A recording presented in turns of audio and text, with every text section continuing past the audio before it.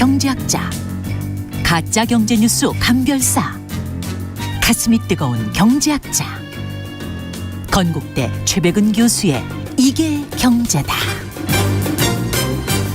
네, 모두가 어려울 때 누군가는 돈을 써야 경제가 굴러갑니다. 정부는 어제 재정정책 긴축으로 가겠다, 추경도 없다 이렇게 선언했습니다. 자세히 살펴보겠습니다.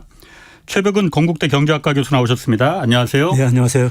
어제 국가재정전략회의 열렸잖아요. 네. 그래서 윤 대통령이 국가와 국민 생각한다면은 긴축 재정이 지금 불가피하다 그렇게 말했고, 추경호 부총리도 세수 안만 부족해도 지금 적자 국채 발행 없이, 그러니까 추경 없이 재정 운영하겠다 이렇게 말했잖아요. 예. 아껴 쓰겠다는 건데 예. 나라 돈 이거 어떻게 해석을 해야 됩니까? 언뜻 들어서는 좋은 것 같은데. 그러니까요. 이분들이 항상 그 재정에 대해서 얘기할 때 예. 전제로 달고 있는 게 재정 건전하죠. 그렇죠. 재정 건전화에 대해서 반대할 국민 한 명도 없을 겁니다. 그렇죠.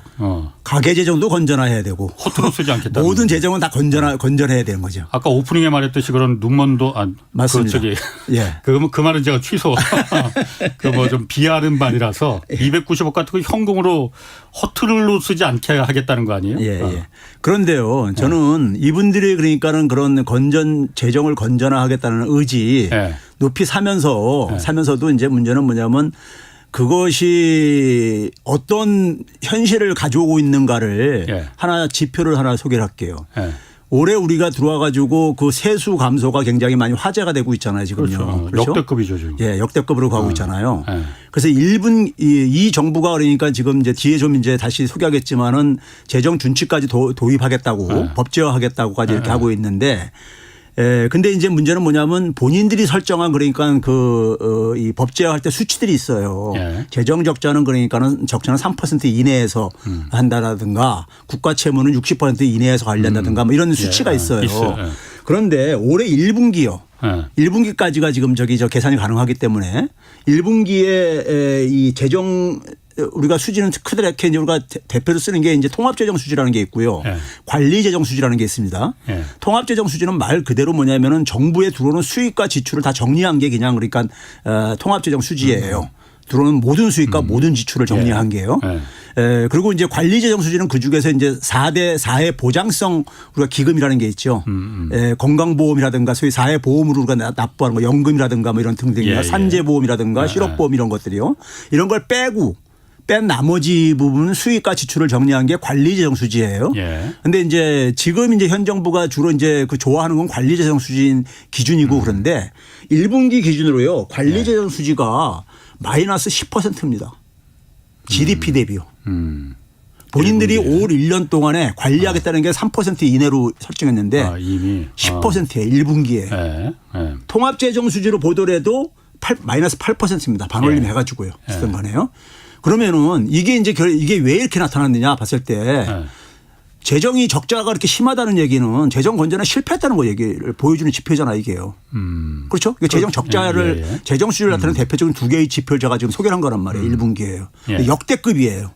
이게 지금 우리가 예를 들어서 코로나 바이러스 팬데믹 때라든가 아니면 글로벌 금융위기 때라든가 외환위기 이런 때도 없었던 이런 수치예요. 이 수치는요. 1분기 기준으로 봤을 때요. 그러면 이런 결과가 왜 나왔느냐? 우리가 재정이라는 것은 수익과 지출이 있는데 그렇죠. 수익과 지출인데 1분기에 나온 것은 뭐 때문에 생긴 겁니까요? 수입이 줄어서. 세금이 안 들어와서. 수입이 줄어서 그런 거예요. 수입이요. 그러니까는 지출을 줄인다고 해가지고 해결할 문제가 아니라는 얘기죠. 수입이 줄어드는데 처방이 잘못됐다는 얘기인 거죠. 그렇죠? 그러니까 현 정부가 그러니까 지금 뭐냐면 이 재정 건전화를 재정 지출 최소화와 동의어로 사용을 하고 있어요. 최소화하고. 그게 그 말 아닌가요? 아니죠. 재정이 건전화된다는 얘기는 수입 범위 내에서 쓰면 되는 거잖아요. 쓸 건 쓰더라도. 그런 거 아니에요? 재정 건전화라는 것은 적자 안 보고 자기 가정이든 어쨌든 간에 가정도 마찬가지고 수입 범위 내에서 지출을 하면 되는 거잖아요. 그렇죠? 너무 적게 지출해도 자본주의 경제에서 문제가 있는 거거든요. 그러면 이제 결국은 뭐냐면은 재정 지출은 그러니까 한 측면이라는 얘기죠. 수입도 고려해야 된다는 얘기죠. 그럼 우리가 현 정부가 그러니까 첫 예산을 편성한 게 올해 예산입니다. 작년 8월 달에 국회에다 제출을 했어요. 기재부가요. 그때 제출한 예산 규모가 639조 원이었습니다. 1년 전에 비해서 5.2%를 증액을 해서 국회에다 제출을 했어요. 그러면서 예친 게 뭐냐면은 재정 건전화를 위해서 재정을 편성을 했고 둘째는 뭐냐면 그러면서도 해야 할 일은 꼭 해야 되기 때문에 해야 되는데 국정과제를 실행하기 위해서 필요로 하는 예산이다. 이렇게 해서 국회에다 제출을 했어요. 639조 원을요. 그런데 그 지출을 지금 줄이고 있는 거잖아요, 지금요. 세수가 줄어들다 보니까. 지금 4월 달까지 이미 작년 대비해서요. 지출을 24조 원 이상 줄었습니다. 그렇죠. 줄였어요. 지출을요. 그걸로 겨우 지금 막 막고 있는 거예요. 그러면은 작년에 편성한 예산 자체를 스스로 부정하는 거잖아요.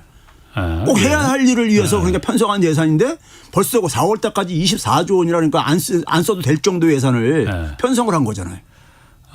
그러니까 정부에서는 기재부에서는 말하는 게 그 작년에 올린 예산 중에서 불용 예산이 좀 있다. 안 써도 될 예산이. 그러니까 일종의 예비비 같은 거로다가 그 올린 예산이 있으니 그거 안 쓰겠다. 그래서 맞추겠다라는 거 아니에요?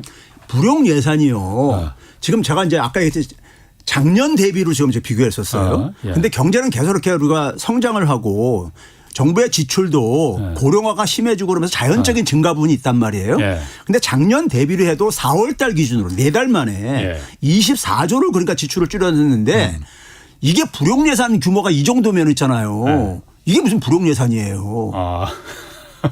이게 24조 원 규모가. 그렇죠. 그렇지. 좀 많긴 많네. 아니 많은 4개월에 24조면 한 달에 평균 6조 정도라는 얘기고 1년이면은 70조 원 정도 된다는 얘기잖아요. 그렇지. 산술적으로 얘기하면요. 그런 커다란 불용 예산이 어디 있습니까? 그렇게 따지니까 또 그러네. 그런 거잖아요, 사실. 근데 이제 문제는 뭐냐면은 건전 재정을 표방을 하는데 결과가 1분기에 역대 최악의 그러니까 재정 적자가 나온 거를 어떻게 설명할 거냐 이거예요.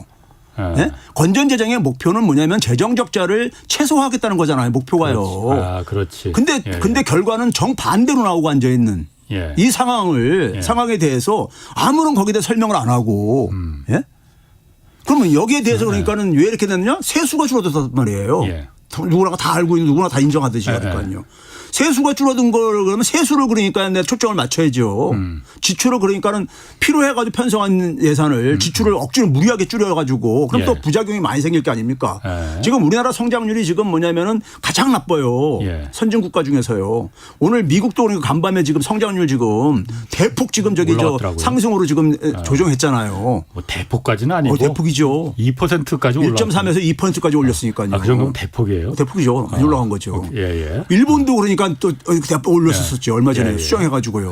그런데 우리나라가 그러니까 수정하기 전에도 낮았었는데 지난 1년 동안에 그러니까 거의 반토막이에요. 미국이나 일본에 비해 가지고요. 성장률이요.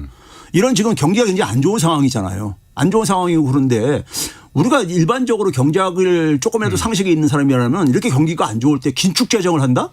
그렇지. 이게 도대체가 무슨 이런 얘기 들어본 적이 없거든요. 지금 많은 사람들이 힘들어하고 있단 말이에요.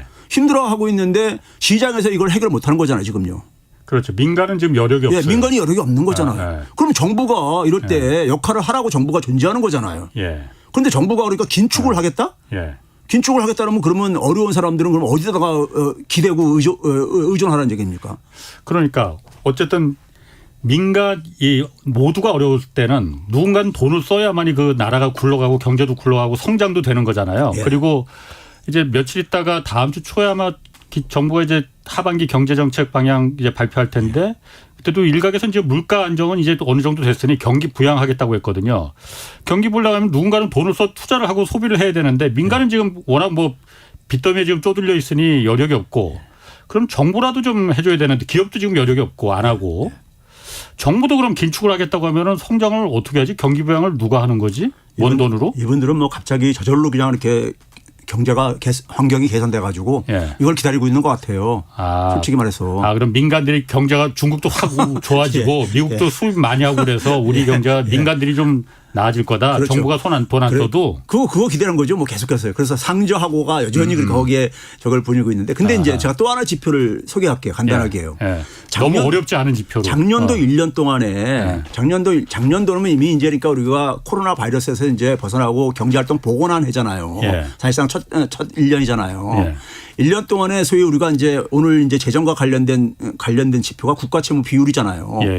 GDP 대비로 이제 우리가 되게 이제 얘기를 합니다. 그렇죠. 왜냐면은 소득이 많을수록 더 빚을 감당할 여력이 크기 때문에 있습니까? 절대액보다는요. 예. 그런데 작년도 1년 동안에 우리나라가 GDP 대비로 2.8%포인트가 증가했어요. 예. 근데 G7 국가들은 일본만 빼는 거 다 줄어들었어요. 줄어들었어요. 그러니까 2020년, 21년 소위 코로나 바이러스 때 굉장히 우리가 적게 증가하고 그들이 많이 증가했었는데 작년 1년 동안은 그들 나라들은 그러니까 나머지 나라들은 이렇게 줄어들었어요. 줄어드는데 왜 줄어들냐면요. 국가 채무 절대액은 다들 증가했습니다. 여전히요. G7 국가들 다 증가했어요. 증가했는데 우리도 증가했고요. 증가했는데 GDP가 분모에 해당되는 GDP가 우리보다 훨씬 많이 증가했기 때문인 거예요. 아, 분모가 GDP가 증가해서 그렇죠. 상황이 좋다는 얘기네 그러면. 예를 들면요. 미국은 7.3%가 성장을 했어요. 경상 성장률이요. 그러니까 물가 고려하지 않은 걸로 우리는 따지거든요. 이럴 때는요. 근데 한국은 3.9%. 반토막 정도 안 되죠. 예. 예? 독일 같은 경우만 하더라도 보게 되면은 독일도 그러니까 7.4%나 성장을 했고. 그러니까 GDP가 증가하니까는 분자인 그러니까 국가 채무액이 증가했음에도 불구하고 떨어진 거예요. 비율은요. 그러면 지금 이제 우리가 예를 들어서 정부가 그러니까 긴축을 한다는 얘기는 GDP에는 부정적으로 영향을 미칠 게 아닙니까? 그렇죠? 부정적으로 영향을 미칠 게 아니에요. 그러면은 채무액이 안 증가해도 부채 비율은 증가할 수 있다니까요. 오히려요. 그렇잖아요. 그렇죠. 예. 이런 악순환이 지금 그러니까 제가 1분기에 재정 적자가 역대급이라고 하는 이유와 맞물려 있는 거죠. 이 문제가요.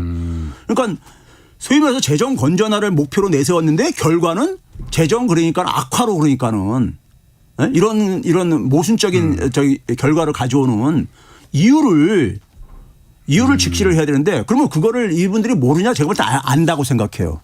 알면서 그러니까 지금 그러니까 이렇게 고집을 피우는 이유가 있다 저는 보는 거죠. 그렇군요. 예.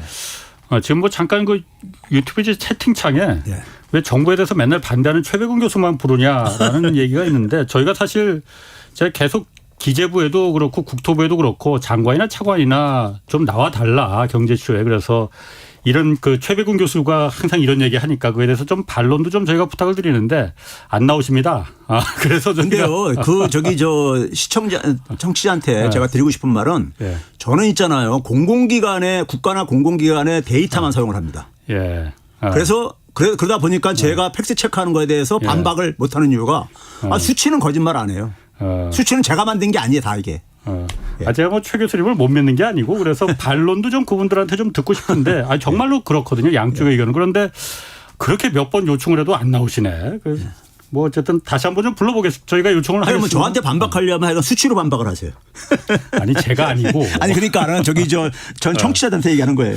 자 그러면 어쨌든 정부가 긴축을 하겠다. 추경 같은 거 없다. 세수 부족해도 안 쓰면서 견뎌보겠다라는 거잖아요.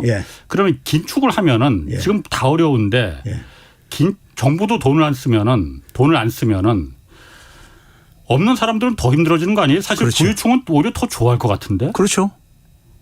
왜 그런 거죠? 아니 지금 예를 들어서 그러니까 우리가 국가 채무가 지금 이 정부가 계속 재정 건전화 얘기하면서 하는 얘기가 뭐니까 1,000조 원이 넘어섰다. 국가 채무가. 문재인 정권 때 400조 원이 넘게 증가했다. 다 가짜 뉴스들인데. 그런데 어쨌든 간에 그렇게 얘기를 하면서 그게 이제 국민들한테 사기치고 있다. 납세자 국민한테 이런 용어가 있었어요. 미래 세대를 착취하고 납세자 국민한테 사기친 거다. 이렇게 표현을 했다고 아주 거칠게 아주요. 그런데 그러니까 국민들 그러니까 부담을 덜어주겠다고 지금 돈 안 쓰겠다고 하는 거잖아요. 그런데 그 국민들한테 그러니까는 돈을 안 쓸 때 모두 국민들한테 안 쓰는 게 아니에요. 정부가 돈을 한 푼도 안 쓰는 건 아니잖아요. 물론 그렇지. 예산을 그러니까 639조 원을 편성을 했을 때 거기서 그러니까 일정 규모가 줄어들 때 모든 예산이 그러니까 똑같은 비율로 줄어드는 거 아닙니다. 예산이 증가할 때도 똑같은 비율로 다 증가하는 거 아니에요. 부서별로 힘 있는 부서들이 되게 많이 증가하고 힘 없는 부서들은 많이 깎입니다. 되게 가요. 그건 똑같아요. 사회가 어디나. 그럼 힘이 없는 부서가 어디입니까? 보건복지부라든가 교육부라든가 이런 쪽들이에요. 가장 그러니까 사회에서 그러니까 우리가 소위 말해서 시장 경쟁 원리를 그러니까 좀 보완하기 위해서 국가가 개입하는 영역들. 그렇잖아요. 교육이나 복지 이런 쪽이요. 그런 쪽에 예산이 그러니까는 손댄다고요. 손을 대요. 교육부는 오늘도 대통령한테 엄청 혼났던데. 뭐 그건 뭐지. 그 얘기하려면 또 교육 얘기하려면 또. 아니, 그 얘기는 하지 마시고. 3초 빠지니까요. 자, 그다음에 뭐냐면은 재정을 적게 쓰겠다는 것은 이게 뭐냐면 재정이라는 건 결국 대부분이 세금 수입인 거잖아요. 세외 수입도 있지만 세금 수입이란 말이에요. 세금 수입인데 세금은 누가 더 많이 냅니까? 고소득자나 고액자산가가 많이 내잖아요. 그렇지. 그렇죠? 예, 예. 소위 말해서 우리나라에 한 35% 정도는 38% 정도는 면세자들이란 말이에요. 예. 소득이 낮은 맞습니다. 사람들은요. 예? 그렇죠? 그러면은 그러면 결국 뭐냐면 세금으로 간다고 세금을 그러니까 거둘 필요가 없는 거 아닙니까? 예. 지출을 줄인다는 얘기는. 예. 그럼 그 혜택은 누가 보겠냐고요. 그러니까 이 정부에서 그러니까 주로 세금들 부자들 많이 감세를 해준 얘기가 처음부터 작년에도 계속 나왔던 이유가 예. 그러니까 재정을 그러니까는 정부가 적게 쓴다. 정부가 굉장히 재정을 건전하게 쓰겠다. 이거 반대할 사람 없다 이거예요. 없는데 뭐냐면 꼭 써야 될 거를 안 쓰게 되게 되면은 누가 그러니까 그걸로 인해서 고통을 받냐 이거예요. 예. 예? 정부가 어떤 그렇죠. 특정 계층만 편애하면 안 되는 거잖아요. 안 쓰면은 없는 사람들은 정말 그 정부라도 안 도와주면 더 힘들어지지만은 여유가 있고 부유계층은 더 세금도 덜 거둘 테니까 예. 세금 안 거둘겠다고 하는 그렇죠. 거면은 당연히 누구한테 세금을 걷겠습니까? 우리가 오래전에 한 얘기 있잖아요. 경기가 좋아질 때는 아랫목부터 시작해가지고 윗목으로 이렇게 서서히 퍼져나간다는 얘기잖아요. 예, 예. 경기가 나빠질 때는 뭐냐 윗목부터 그러니까 가장 먼저 가잖아요. 예. 그러니까 지금 뭐냐면 지금 힘든 신분들이 예. 자영업자 소득은 지금 2020년도 수준도 아직 회복이 안 됐어요. 그렇죠. 예? 자영업자들 일당 소득을 보게 되면요. 예. 그러니까 지금 어려운 상황 속에서 그러니까 모든 국민들이 다 어려운 건 아니라 이거죠. 그러니까요. 그럼요. 예. 그렇죠. 예. 자, 그러면 거기까지 하시고 저 유튜브 댓글에 오늘은 화 조금만 내시라고 그 얘기 많습니다 지금. 화내는 거 아닙니다. 너무 열정이 많아서 그런 거지. 그러니까 우리 열정으로 똘똘 뭉치신 최 교수님이시고 정부에서 그래서 지금 이 국가 부채가 하여튼 급속하게 늘어났다. 예. 급속하게 늘어난 건 비율은 맞아요. 절대액은 우리가 다른 나라에 비해서 선진국에 비해서 적지만은 증가 속도가 너무 빠르니 이거 통제하기 위해서도 법제화가 필요하다. 예. 그 뭐 아까 잠깐 말했지만 재정 준칙을 해서 빨리 도입해야 된다. 국회에서도 지금 논의되고 있잖아요. 이거. 예. 뭐 일단 재정 준칙이 뭘 말하는 건지 예. 국가 이 부채를 갖다가 통제하기 위해서 법제화를 한다는 게 무슨 말인지 이거부터 좀 설명을 해 주셨으면 먼저 그 얘기하기 전에 청취자들 중에서 그러니까는 제대로 이게 정리가 안 되신 분들이 있기 때문에 예. 국가 채무 한다고 할 때 국가 채무가 지금 작년 말 기준으로 1068조 정도 됩니다. 예. 한 1070조 정도 되는 거죠. 예. 그래서 그 국가 채무를 하게 되면은 되게 국민들이 생각할 때는 국민들이 결국 갚아야 되는 거, 특히 미래 세대가 갚아야 되는 거. 어떤 나이가 드신 어떤 여성분은요, 예. 자기는 굉장히 뭐냐면 문재인 정부에 대해서 굉장히 그러니까 안 좋은 감정 가지고 있는 게 내 손자가한테 이렇게 부담을 물려줬기 때문에 이런 얘기를 하시는 분들이 있어요. 예. 근데 사실은 국가 채무에는 뭐냐면은 사실 그 1000조 넘는 국가 채무가 다 국민들이 부담해야 될 채무가 아닙니다. 예? 그러니까 여러분들 정부가 만드는 이 나라 지표라는 사이트가 있어요. 예. 그거 치면은 검색하면 쉽게 나오는 거니까요. 영문 이 나라. 예, 이 나라 지표라고 그럼 기재부가 거기 올린 자료에 보게 되면은 정부 국가의 채무라는 것은 예. 적자성 채무하고 금융성 채무로 나눕니다. 그럼 적자성 채무는 국민이 상환해야 되는 부담을 갖는 그렇지. 거고요. 예. 금융성 채무는 국민이 부담을 안 갖는 채무예요. 즉 정부가 뭐냐면은 상환할 자금을 가지고 있는 겁니다. 예를 기금 들어서 같은 거. 예를 들어서 그러니까 우리가 부동산을 구매하게 되면 등기를 낼 때 국민주택 채권 구입하지요. 예. 그 돈 이렇게 정부의 수입으로 들어가잖아요. 그 돈 가지고 국민주택 사업하고 그러는데 예. 그 돈을 확보하고 있는 자산을 갖고 있는 것이고 그다음에 예화를 조달할 때 예평채를 발행한단 말이에요. 예. 그것도 그러니까 10억 달러를 발행했으면은 10억 달러가 들어와 있는 게 있어요. 그렇죠. 그 돈으로 나중에 갚으면 되는 거예요. 그러니까는 국민이 부담해야 될 부분은 작년도 말 기준으로 했을 때 680조 원 채 안 됩니다. 얼마나 돼요? 678조 정도뿐이 안 돼요. 1000조 중에서? 그렇죠. 실제 그러니까 1070조 정도에서 작년 말 기준으로 한 1070조 되거든요. 네. 그중에서 그러니까 한 680조 정도뿐이 안 된다 이거예요. 그러니까 1000조 하면서 이렇게 가는데 그거 국민들 겁박하는 겁니다. 1000이라는 숫자는 굉장히 큰 숫자잖아요. 나머지는 한 300조는 그러니까 갚을 돈이 있는데 장부상으로만 잡힌 거니까. 예, 그래서 채무구나. 그거는 사실 내용상으로 볼 때는 부채입니다. 채무가 아니라. 부채인 거예요. 그렇죠. 부채와 채무는 좀 다르죠. 다르죠. 그래서 이제 그거를 좀 이제 구분을 해 주시길 바라고요. 예. 그러니까 상당 부분은 그러니까는 국민의 부담하고 아무 관련이 없는 채무다. 이걸 하시고. 그 부분은 이해했습니다. 예. 그다음에 이제 뭐냐면은 재정 준칙이라는 것을 도입한다 그러는데 이 재정 준칙이라는 게 쉽게 얘기해서 그러니까 정부의 재정 지출을 네. 어떤 규칙을 정해가지고 네. 수치를 그러니까 정해가지고 네. 그 범위 안에서 그러니까 통제를 하겠다 이거잖아요. 예. 이런 얘기인데 이게 박근혜 정부 때부터 이게 추진돼 왔습니다. 예. 기재부에서. 예. 이건 그러니까는 사실은 뭐 민주당 정부든 보수당 정부가 어느 정부가 들었든 간에 네. 소위 말해서 경제 관료들은 꼭 추진하고 싶어하는 수건 사업이에요. 이게요. 경제 관료들이 예. 특히 이제 모피아라고 불려지는 이제 이 집단들이 수건 예. 사업인데 이게 왜 그러냐면요. 우리 예산 편성할 때 예산을 그러니까 편성하는 것이 이제 그러니까 중앙정부에서 편성을 해가지고 국회에다 넘기잖아요. 예. 심의를 받잖아요. 예. 그러면 헌법에 보게 되면은 국회에서는 그러니까 그걸 증액을 할 수 없게 돼 있습니다. 예. 그다음에 새로운 비목도 설치할 수가 없어요. 예. 그러니까 감액 정도만 할 수가 있는 그렇죠. 거예요. 그렇죠. 그러니까 사실은 뭐냐면 정부안을 그대로 받아야 되는 거예요. 사실은요. 예. 대부분을 그냥 받아야 되는 거예요. 그 기본 틀을요. 예. 그러면 정부안을 만들 때 유일하게 개입할 수 있는 사람이 선출 권력인 대통령인 거예요. 정부의 수장이 대통령이니까요. 예. 그러니까 국회의원도 선출 권력이지만은 국회에서는 그러니까 이걸 통제를 못 하고 있는 거예요. 예. 그런데 이거를 그런데 뭐냐면은 이번에 지금 이 추경호 장관이 예. 얘기하는 재정 준칙은 그 이전에 홍남기 부총리라든가 그 이전 정부에서 추진했던 재정 준칙하고 차이가 있는데요. 한 세 가지 정도의 차이가 있어요. 차이가 있는데 첫 번째는 뭐냐면은 이걸 법제화하겠다. 법률로 하겠다 이거예요. 예. 그 이전 정부에서는 뭐냐면 시행령 정도로 시행령하고 법률 차이는 아시죠? 그렇죠. 대통령에 의해서 얼마든지 바뀔 수가 있는 거니까요. 근데 법률로 하겠다 이거예요. 법률로 하게 되면 바꾸기 힘들죠. 번들기 힘들죠. 예. 그렇죠. 법률로 하겠다는 것이고 둘째는 뭐냐면은 이 수치를 저는 이런 특정한 수치를 뭐 예를 들어서 뭐 재정 수지를 적자를 그러니까 수치를 마이너스 3% 적자를 3% 이내라든가 국가 채무를 60% 60이라든가 이런 수치를 법안에다가 그러니까 법률로 못 박은다는 지구상에 한 나라도 없습니다. 아 그래요? 없어요. 법으로는 없어요? 없어요. 다른 나라 아니 수치를 이거 수치를 그러니까는 반영시키기가 힘든 이유가 그거 반영시켰다가는요 국가 재정은 정부가 원하는 방향으로 이게 다 움직여지지가 않아요. 아까 제가 1분기 재정 적자를 얘기했죠. 정부가 이거 원하는 거 아니에요. 원하는 거 아니잖아요. 그렇죠. 이런 일이 당연히 생길지 그렇죠. 몰랐잖아요. 근데 이런 일이 생겼을 때 그러면 법률에 묶여가지고 옴짝달싹 못하잖아요. 그렇기 때문에 법률로 하는 나라는 지구상에 없어요. 없고 그다음에 뭐냐면 이걸 재정 준칙이라고 지금들 하시는데 재정 준칙이라는 이 용어가 그나마 도입되고 있는 게 유로존입니다. 예. 유로존이요. 유로존이고 근데 그 얘기를 하기 전에 홍남기 전 기재부하고 차이가 뭐냐면은 또 하나는 뭐냐면은 재정 적자의 기준을 그 이전 정부에서는 통합재정으로 썼어요. 통합재정 수지로요. 아까 말한. 예. 근데 이제 관리재정 수지로 바꾸겠다. 이게 굉장히 더 엄격해지는 겁니다.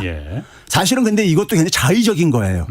우리나라는 관리재정 수지가 아직도 4대 보장성 기금 특히 뭐냐 국민연금이 흑자기 때문에 들어오는 돈이 지출하는 것보다 많기 때문에 거기에 그게 흑자기 때문에 통합재정 수지가 그러니까 훨씬 더 여유가 있어요. 근데 관리재정 수지로 하게 되면 그 부분들 다 빼고 하기 때문에 훨씬 더 그러니까 타이트해집니다. 타이트해져요. 그러니까 관리재정 수지로 가겠다 하는 것이고 그다음에 뭐냐면은 국가 채무 비중이 60%가 넘게 되면은 재정 수지를 강제로 그러니까는 저기 축소시키겠다 이거예요. 그렇죠. 해가지고 60% 맞추겠다는 거예요. 근데 그거 못 맞춥니다.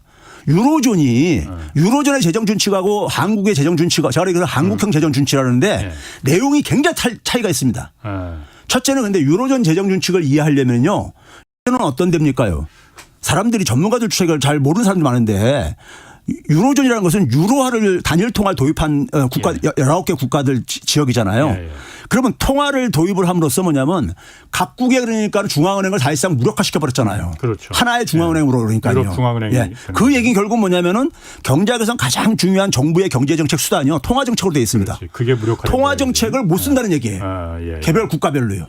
그러면 개별 국가에서 남아있는 수단은 뭐냐면 재정정책뿐이 안 남아있습니다.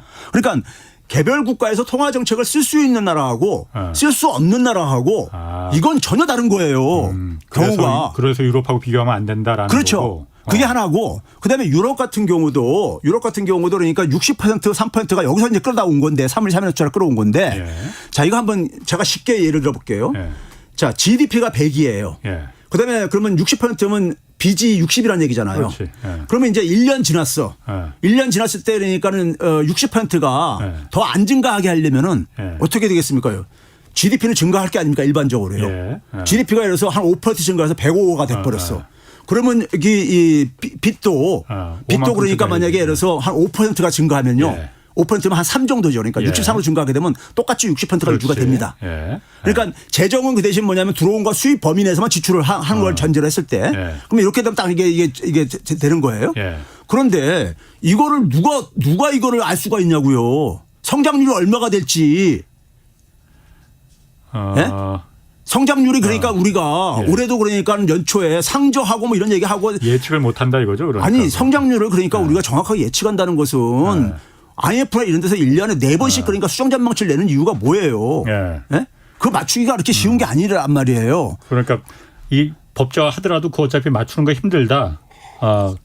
그렇죠. 그러니까 그러면 그것까지 제가 예를 하겠습니다. 그러면 그런 상황 속에서 상황 속에서 경기가 굉장히 안 좋아졌어. 예. 안 좋아지게 되면 재정에다 풀어야 될 게 아닙니까? 예. 그래서 재정을 그러니까는 적자를 3% 이내까지 쓰게 했어요. 그러니까 못 쓰게 이제 법으로 만들겠다는 건데. 그리고 3% 이내 쓰게 했는데 이 재정 적자가 3%가 하게 되면은 60%는 그냥 바로 넘어가 버려요. 그래서 유로존 국가들이 유로화를 도입한 이래 금융위기 이후부터 한 번도 그러니까 60% 선을 맞춘 적이 없어요. 맞춘 적이 없는데 별로 문제가 없어. 자, 그러니까 최 교수님, 그러니까 유럽은 알아서 하라고 하고 제가 궁금한 거는 그럼 우리나라 기재부는 우리나라 정부는 지금 과거 홍남기 부총리 때도 그랬었잖아요. 물론 차이가 있다고 하지만 그때도 법제화 이걸 시키자고 재정 준칙하자고 기재부는 계속 했잖아요. 기재부에서는 왜 이걸 그러면은 말씀하신 대로 그런 이게 현실성도 맞추기도 힘들고 부작용이 더 많은데 왜 하자고 자꾸 하는 거예요, 그러면? 자, 이거 봐보세요. 그 수치를 못 박아놓게 되면은 선출 권력이 예를 들어서 대통령이 당선될 때는 많은 공약을 내세워가지고 당선되는 거고 그렇지. 국민들은 그 공약의 바탕을 둬가지고 승인을 해준 거잖아요. 돈을 함부로 막 쓴다 이거죠? 그러니까 그걸 못 쓰는 거잖아요. 그러니까요. 그렇지. 못 쓰는 법에 거잖아. 딱 걸려갖고. 그러면은 다리 지어주겠다고 하면 다리 못 지어준다. 법에 걸리니까. 그렇죠. 그러면은 대통령이 못하고 경제 관료 공무원들이 정해준 대로만 하는 거잖아요. 이게 무슨 민주주의 국가예요? 이게 무슨 민주주의 국가예요? 그래요? 우리가 흔히 말해서 이게 무슨 민주주의 국가냐고요. 아니 그 나라에 그러니까는 우리가 한 나라 1년 동안에 생산한 부 중에서 어느 정도를 우리가 세금을 거둘 것인가 어느 정도를 그러니까 사회 몫으로 그러니까 우리가 투입할 것인가는 그 사회가 결정할 거잖아요. 사회 구성원들이요. 그렇죠. 근데 그거를 왜 경제 공무원들이 그렇게 결정을 하냐고요. 예? 그리고 더군다나 홍남기 때랑 비슷하다 그러시는데 그때 시행령이라니까. 그리고 25년까지 유예하기로 했었어. 근데 이분들은 뭐냐면 바로 통과되자마자 바로 시행하겠다 이거고 법률로 가겠다 이거예요. 그럼 법은 대통령도 못 건드려요. 그렇죠. 그럼 대통령이 할 일이 없는 거야. 지금도 예산 편성할 때는 경제 관료들이 다 편성을 해가지고 올려줍니다. 대통령 그거 잘 모르시는 분은 별로 대충 설명 듣고서 그냥 국무에서 통과시켜주고 이런단 말이에요. 근데 거기다가 숫자까지 못 박아놨어? 그러면 대통령이 선출 권력 할 수 있는 게 뭐가 있어요? 돈을 못 쓰니까. 그러면 국회는 지금 헌법상 지금 그러니까 굉장히 제약되어 있는데 대통령까지도 못해. 그러면 선출 권력들이 아무것도 할 수 없다면 이게 무슨 민주주의냐고요. 그러네. 그러면 지금 윤석열 대통령은 그런 사실 모르실라나 그러면? 제가 볼 때 모른다고 봐요. 아, 그래요? 예. 이거 법으로 하면은 손발이 묶인다는 걸? 본인이 사실은 그러니까는 같은 부류의 사람들이라고 해가지고 부총리로 앉혀놨기 때문에 그 사람들 저것이 다 맞다고 생각하시겠지.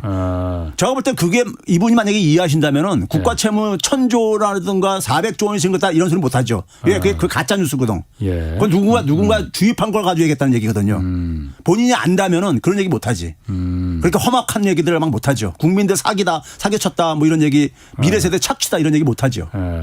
그러면 어쨌든 그 부분에 기재부가 다른 그야말로 목적이 뭐 최백은 교수님이 이제 그렇게 말씀하시니까 그렇다 하고 재정 준칙을 그럼 예를 들어서 법적으로 만약 딱 못 박아두면은 그러니까 GDP의 60% 이상은 못 쓴다. 재정 적가 3% 넘어 이상일 때는 하면은 어쨌든 우리나라가 지금 이 국가 채무 속도가 빠르게 증가하는 건 사실이잖아요. 그럼 이걸 좀 브레이크를 걸기 위해서 하다못해 대통령의 그 선심성 공약을 갖다가 예를 들어서 막 집행하기 위해서 뭐 공약이었으니까 집행해야 돼 하고서는 하는 걸 못하게 하기 위해서 법적으로 딱 막아두는 그래서 건전화시키는 재정을 건전화시키는 그런 긍정적인 역할도 있는 건 아니에요, 그러면? 자, 제가 이런 얘기를 들을게요. 지난 6월 13일 날 국회에서 대정부 질문하면서 당시에 이제 그러니까 추경 편성 가지고 논란이 벌어지는 가운데 속에서 국민의힘에 그러니까 이현승 의원이라는 분이 난 그런 분이 있는지 몰랐는데 그분이 무슨 얘기를 했냐면은 이런 얘기했습니다. 준비 많이 해오셨네요. 지금 이대로 가게 되면 국가 채무비율이 지금 50%인데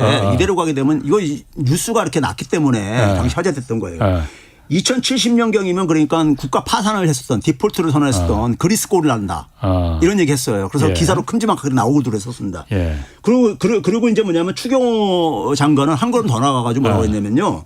이 재정준칙 지금 도입을 해야 되는 이유가 국가 채무비율이 한 50 내지 60%만 돼도 국제사회에서 저 나라 이제 못 믿겠다고 해가지고 자금 안 빌려주고 자금 조달 비용이 굉장히 올라간다 이거예요. 경쟁력 떨어진다고 그랬어요. 이렇게 그랬었어요. 그런데 자 그리스가요. 그리스가 그 금융위기 터지기 전에 90년대 중반 이후부터요. 국가 채무비율이 100%대였었습니다. 그러니까는 그 국가 채무 비율 때문에 그리스가 이렇게 이 문제가 터진 게 아니었었어요. 아니었는데 어쨌든 간에 그러고 나서 국가 채무비율이 쫙 올라가죠. 금융이 터지고 나가지고. 그래서 2013년도부터요. 작년도까지 170% 밑으로 내려간 적이 없어요. 그리스는요. GDP 대비. 170% 내려간 적이 없어요. 그런데 문제는 뭐냐면은 여전히 국가 파산 안 일어나고 앉아 있고요. 더군다나 중요한 건 뭐냐면 국가 자금 조달 비용. 우리나라보다 지금 더 낮습니다. 더 낮아요. 지금 유럽 중앙은행의 기준금리가 4%입니다. 우리나라 한국은행 3.5%죠. 그럼 그것만 반영하더라도 더 그러니까는 유럽이 더 높아야 되는 거죠. 그런데 그리스 같은 경우 국채 10년물 한번 보세요. 우리보다 좀 낮아요. 오히려요. 그럼 그 나라들은 지금 그 170% 나라가 넘는데 어떻게 자금 조달하고 앉아 있는 거냐고요. 그 나라들은 지금 EU에서 도와주는 거 아닙니까? 그래서 독일이나 이런 데들이 입이 나와 있는 거잖아요. 아니 도와주고 어쨌든 간에 오히려 거기서 막 긴축을 요구하고 그랬죠. 그거 줄이라고. 그러니까 긴축 요구하면서 그래야만 우리가 도와줄게. 너희가 파산 나지 않게 이렇게 해준 거 아니에요? 아니 그 도와주는 거는 프로그램 다 끝났죠 이미요. 끝나고 나서도 지금 그러니까는 하여간 2013년 이후에 170% 이하로 내려간 적이 없는 나라예요. 일본 다음이죠 그래가지고 전 세계에서요. 그럼 이 나라는 만약에 대한민국 추장관이라든가 국힘당 의원들이 하는 논리를 하게 되면 벌써 국가 파산을 한 10번 났어야 되는 거예요. 그리고 국제사회 속에서 그러니까 외평채 발행 못 했어야 되는 거야. 그런데 어떻게 그리스는 그러니까는 우리보다 낮은 금리로 자금 조달하고 앉아 있고 170%가 넘어도 아무 문제가 안 생기냐 이거예요. 그러면 여기서 이제 우리가 보는 게 뭐냐면요.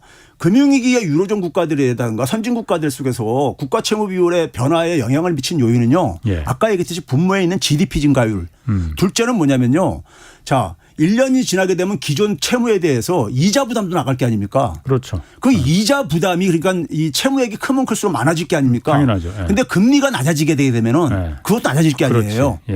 그렇죠? 그래서 이 금리하고 성장률하고 밀접하게 이게 그러니까 연동돼서 돌아가요. 연동돼서 돌아간다고. 일본이 지금 그러니까 국가 채무 비율이 전 세계에서 가장 높은 나라임에도 불구하고 오히려 채무에 대한 이자 부담이 쭉 줄어들었어요. 지난 2010년대 이후에. 제로 금리니까. 심지어 마이너스 금리죠. 10년물 국채 금리. 그러다 보니까 그게 된 거예요. 그럼 마찬가지로 이들 나라들도 그러니까는 이들 나라들도 지금 견디고 있는 이유가 지금 지난해 그러니까 금리가 좀 올라가서 그렇지 그 전까지만 하더라도 사실상 제로금리 막 이런 시대였었단 말이에요. 그러다 보니까는 얘도 별 부담이 없는 거야 그러니까요. 그러니까 이게 아까 그러면 이제 우리가 원래 들어가서 작년 1년 동안에 우리가 그러니까 국가 채무 비율이 유일하게 증가한 선진국 중에 하나야. 다른 주요 국가들은 떨어졌는데 왜 떨어졌느냐? 성장률이 낮아서. 국가 채무액은 모든 나라가 다 되게 증가합니다. 그렇죠. 증가할 수밖에 경제 없어요. 규모 커지면 당연히 빚도 커지지. 증가할 수밖에 없어요. 그 채무의 절대액을 줄이는 것은 쉽지가 않습니다. 쉽지가 않아요. 자연 증가율도 있고 그러기 때문에. 근데 그러면 결국 분모를 늘리는 것이 가장 그러니까 효과적인 방식인데 성장을 키워서. 성장률인데 성장을 그러니까 키우는 것은 성장을 못 키워서 가는 걸 가지고 그렇죠? 성장을 키워야지. 해법을 가려면요. 그러면은 지금 정부는 이걸 국가 재정 준칙을 아예 법제화시키게 법에 명시하겠다는 건데 과거 홍남기 부총리 때처럼 그럼 서로 타협해서 시행령 정도로 만드는 거는 왜냐하면 이게 함부로 그야말로 그 선출 권력이 국민 세금을 갖다가 막 허투루 쓸 수도 있으니까 그걸 누군가 견제하는 그 역할로다가 시행령 정도로다가 만드는 거는 어떻습니까 그러면은? 아 그러니까요. 우리가 민주주의 속에서 민주주의에서 가장 중요한 건 견제지요. 견제지요. 그런데 지금 우리가 이 권한을 많이 집중되어 있는 곳은 관료 집단들인 것이지 선출 권력은 오히려 그러니까 권한이 별로 없다니까요. 국회의원들 없잖아요. 미국은 국회에서 다 하고 있습니다. 행정부는 그러니까 참고 자료만 넘겨줘요. 예? 국회에서 하고 있어요. 그럼 거기도 그러니까 정치인들 국민들 안 믿어요. 미국 사람들도요. 안 믿는 거 전 세계 정치인들에 대한 불신은 대개다가 일반적인 현상이기 때문에. 그래도 거기는 국회의원들이 하고 있습니다. 예? 단지 뭐냐면 그것을 그러니까는 가도록 이제 투명하고 가도록 감시하는 것을 여러 가지 장치를 만드는 게 필요한 것이지 기본적으로 선출 권력이 그걸 못 결정한다면은 직접 민주주의를 하지 않는 이상에는 답이 없는 거죠, 뭘. 그럼 국민이 대의민주주의라는 게 뭡니까? 국민이 그러니까 유임을 한 거잖아요. 예? 그 사람들이 그러니까 공약을 내세우고 그렇죠? 근데 우리나라는 국회가 전혀 못하고 있어요. 권한이 없어요, 국회가 사실상. 예? 근데 대통령까지 발목을 딱 그러니까 묶어놓게 되면은 그럼 이게 무슨 민주주의 국가냐고요. 그럼 그냥 사실 그러니까 뭐 공무원들이 다 나라 통치하지요. 예? 공적인 물리력은 누가 갖고 있습니까? 검찰이 갖고 있잖아요. 수사권, 기소권 다 독점하고 있잖아요. 그러면 그 사람도 공무원이잖아요. 검찰 공무원이잖아요. 경제 공무원, 검찰 공무원들이 그러니까 나라의 주인입니까? 이건 근간의 문제예요. 이건 국가에. 그러면 예를 들어서 그 미국처럼 의회가 예산을 갖다가 짜고 그 결정하는 기능을 지금 하자는 거는 일이 많아지니 지금 우리 국회는 그래서 의회에서는 우리 국회에서는 예산 올라간 걸 이거 추릴 거 감액만 지금 하고 그거 그렇죠. 역할만 하고 있는 거잖아요. 그렇죠. 미국처럼 그러니까 완전히 그냥 국회에서 결정해라 이거는 좀 그 너무 일이 복잡해지니 말한 대로 그 다른 나라들이 이런 걸 그 재정 준칙을 시행령으로 많이 한다고 하니까 유럽도 그렇고 많은 나라들이 한다고 하니까 그런 이 허투루 쓰지 않게끔 뭐 선출 대통령이 쓰든 뭐 이 함부로 쓰지 못하게끔 시행령 정도로 타협적으로 법제화시키지 말고 시행령 정도로 마련해 두는 거는 그러면은 그 타협이 될 수 있지 않을까. 다른 나라들도 다 그렇게 하니. 그 제가 이제 부분이거든요. 제가 그 부분에 대해서요. 너무 디테일해서 제가 이제 얘기를 안 알렸었는데 60이나 3위라는 것에 대한 이론적인 근거가 없이드립니다. 다른 나라들이 다 그거 하는 거 참고하는 거 아니에요? 60이라는 수치가 나온 거는요. GDP 60%. 유로화를 도입할 무렵에 평균이 한 그러니까 당시 12개 국가의 평균이 한 62% 정도 됐었어요. 그냥 그걸 대충 갔는데 지금은 다 늘어버렸죠. 그다음에 이 3%라는 것도 그러니까는 결국은 뭐냐면은 경기가 둔화될 때 마이너스 3% 이상까지 성장률이 떨어지는 경우는 거의 없기 때문에 재정을 그러니까 그 정도 GDP 대비 3% 집어넣게 되면 방어는 된다. 되게 이런 걸로 주먹구구시 나온 거예요. 이게 그러니까 정치학에 논리적으로 수학적으로 계산되고 나온 수치들이 아니라 이거예요. 아니에요. 그럼 이거는 그러니까 시대에 따라서 아까 얘기했듯이 그 당시에는 금리하고 경상성장률이 독일 기준으로 봤을 때 비슷했었어요. 그걸 거기다 맞춘 거예요. 근데 지금은 그 시대가 지금 20년 넘게 지나올 상황 속에서 금리도 변했고 성장률도 변했고 이렇게 가변적인 거라 이거예요. 가변적인 건데 그거를 그러니까는 그걸 기준을 못 바꿔두게 되게 되면 그건 하나의 참고로 그러니까 재정 건전화를 그러니까 그 한다는 것에 대해서 이렇게 남용하지 못하게 재정 자원을 하는 장치를 그러니까는 저는 그래서 국가 재정 전략회의라든가 이런 다양한 분야의 사람들이 참여해가지고 그 사람들이 그러니까는 그 기재부에서 그러니까 예산을 편성한 것에 대해서 평가하고 같이 그러니까 그 하는 이런 견제 장치를 그러니까 도입하는 것에 대해서 저는 오히려 더 적극 제안하고 싶어요. 그런 다양한 사람들이 견제장 기구를 하나 만들자. 그렇죠. 오히려 그러니까는 견제 장치가 필요한 거지요. 아예 딱 못 박지 말고. 그렇죠. 어떤 때는 70%, 어떤 때는 60% 상황에 따라서. 그러니까 그러면 우리가 그 외부에서 그런 위원회들이 재정 건전화에 대해서는 기본적으로 다 동의할 게 아닙니까? 아까 얘기했듯이 누가 반대하겠어요? 재정 건전화에 대해서요. 그렇죠. 그런데 문제는 뭐냐면은 그 재원을 어떻게 배분할 것이냐. 그리고 제대로 그러니까 우리가 이것을 편성을 하고 있느냐. 이런 것에 대한 하나의 새로운 감시 자료도 필요한 거죠. 이제 제가 이해하겠다. 그러니까 정부가 상황이 어려워지면은 지금은 이렇게 딱 법제화시켜 놓으면은 암만 어려워도 무조건 못 써. 이렇게 돼버리는 건데 그러면 안 되는 거 아니냐. 어렵더라도 그럼 정부라도 써줘야 되는데 그걸 못하게 해버리면 문제는 그거 못 쓰게 되면요. 더 악화된다니까요. 그렇지. 세금도 더한 거 치고. 아니 GDP가 줄어들게 되면은 채무액이 절대액이 안 증가해도 분자가 예. 이제 비율이 증가한다니까요. 그렇죠. 그러네. 그거를 좀 왜 이런 그러니까 악수를 두려고 하냐고요. 그러게. 그 부분은 좀 정부에서도 이게 물론 그러니까 최 교수님 말대로 기재부가 속셈이 있어서 그런 거다. 저는 잘 모르겠습니다. 사실 네. 들어보면 그럴 것 같은데 그런 속셈이 있겠구나라고 생각하는데 뭐 저야 항상 기자니까 의심하는 게 이제 그 제 본연의 업무니까 한번 그것도 제가 한번 좀 근데요. 우리가 공적인 이슈는요. 예. 그 개인 특정 자연인의 마음을 그러니까 우리가 읽고 얘기하는 게 아닙니다. 그렇죠. 그 정책의 이슈가 예. 미칠 영향 같은 것들을 사회 예. 공동체에 미칠 영향을 가지고 평가를 하는 거죠. 알겠습니다. 그거는 거기까지 하시고 좀 물 한 잔 드시고 물 한 잔 드시고 다음 요거 한번 제가 좀 최 교수님 나오셨으니까 물어보려고. 라면값, 새우깡값 내려갔어요. 왜 묻기도 전에 우선부터. 저는 21세기에 라면값 깎는 정부가. 내려가면 좋지 뭐. 근데 라면값 1,000원이었던 게 900원 되면 좋은 거지 뭐. 그 나빠할 사람 저도 좋아요. 그러니까. 그러면은 라면값이든 뭐 밀가루 값이든 아이스크림 값이든 뭐 이런 게 내려가면 일단 좋단 말이에요. 저도 좋아요. 그러니까. 그런데 정부가 일일이 하나하나 개입하는 게 이게 괜찮다면 부작용 없다면은 지금 뭐 그 전자제품 값도 스마트폰 값도 좀 내려주면 좋겠고 예. 다른 것도 뭐 이런 컵값도 내려주면 좋겠고 텔레비전 값도 내려주면 좋을 것 같은데 왜 다른 건 다 개입하면 되는 거 아니야? 이 생각 들거든요.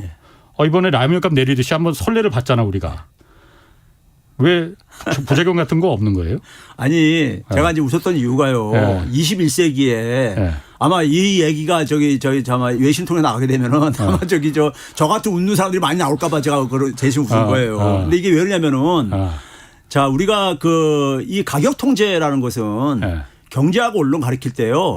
가격 통제 이 부작용 가격 통제는 실패한다는 것은 그냥 경제와 언론 정도만 공부한 사람들은 그 쉽게 이해할 수 있는 저거예요. 만약 가격 통제가 만약에 효과적이라고 한다면은 계획 경제가 왜 망했겠어요. 그렇지. 예? 다 하지. 왜 그럼 라면값만 하냐고. 미국도 하고 일본도 하고 다 해요. 라면값만 해야 되냐고요. 그러니까. 예?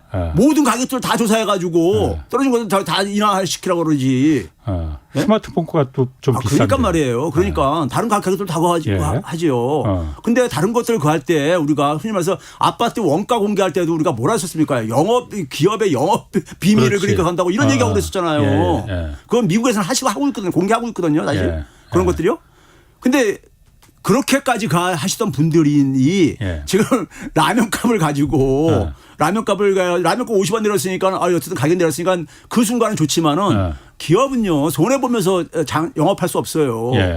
기업은 결국은 뭐냐면 그거 사실 정부에 그러니까 눈치 보니까는 일단 그걸 안 할 수가 없는 거죠.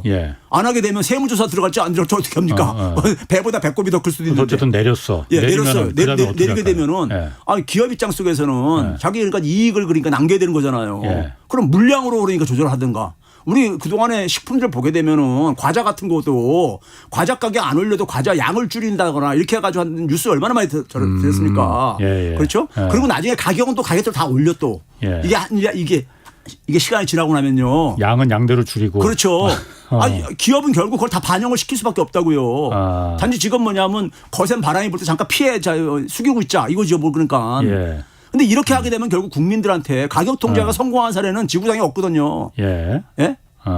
그게 있다면 경제학 책에서 왜 그 가격 통제하라는 걸 정책으로 전문가들이 이걸 얘기 안 하겠어요. 근데 전문가들 중에서 가격 통제에 찬성하는 사람 한 사람도 없을걸요 아마. 그러니까 라면 값을 내리면은 라면 스프량을 줄이든가 라면 양을 줄이든가 이런 식으로 기업들은 아마 나올 거다. 기업은 이윤을 남겨야죠 수익을요. 그럴 수 있겠네.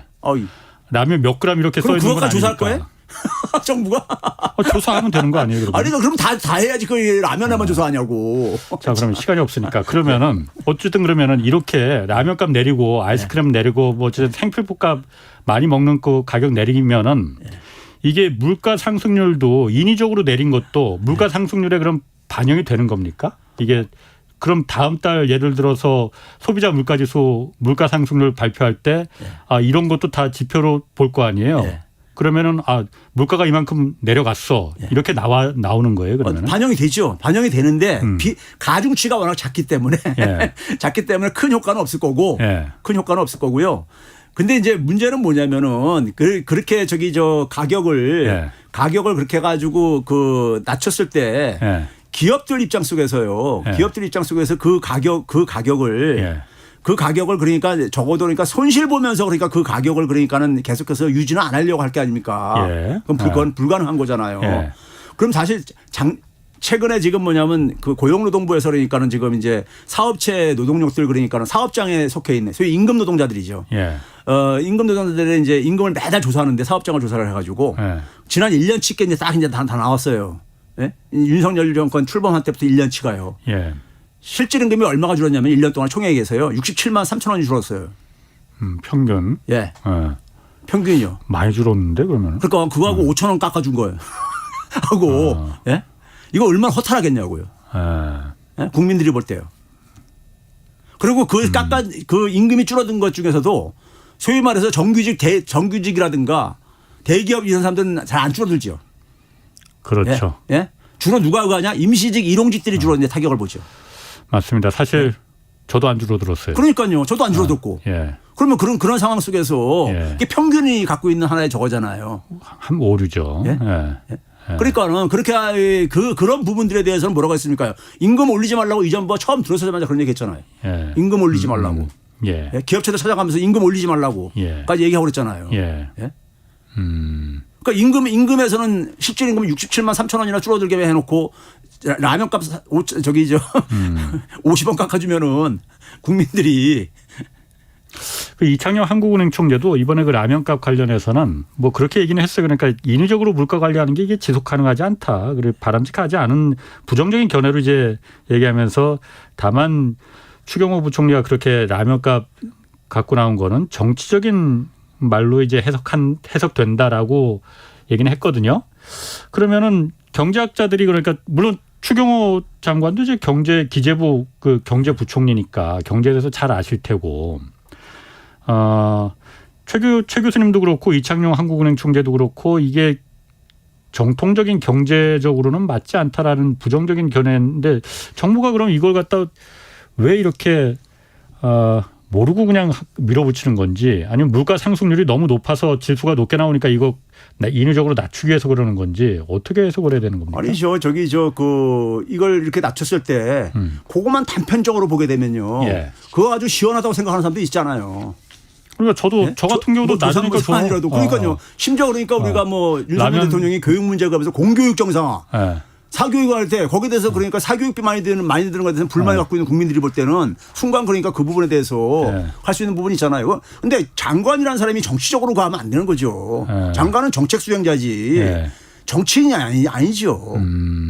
그러니까 그러려면 국회로 돌아가셔야지. 다른 그 부작용이 더 안 좋은 부작용이 나타날 가능성을 충분히 염두에 두고 이번에 나는 추경호 장관이요. 그분이 그러니까 석사까지 보니까 저 경작을 했던데 학부는 아니더라도. 근데 그분이 일반 그러니까 장관제 벗어나가서도 그 가격 통제에 대해서 본인이 잘했다고 생각한다면 시간 관계상 거기까지 해야 될 것 같습니다. 최백은 건국대 경제학과 교수였습니다. 고맙습니다. 네, 감사합니다.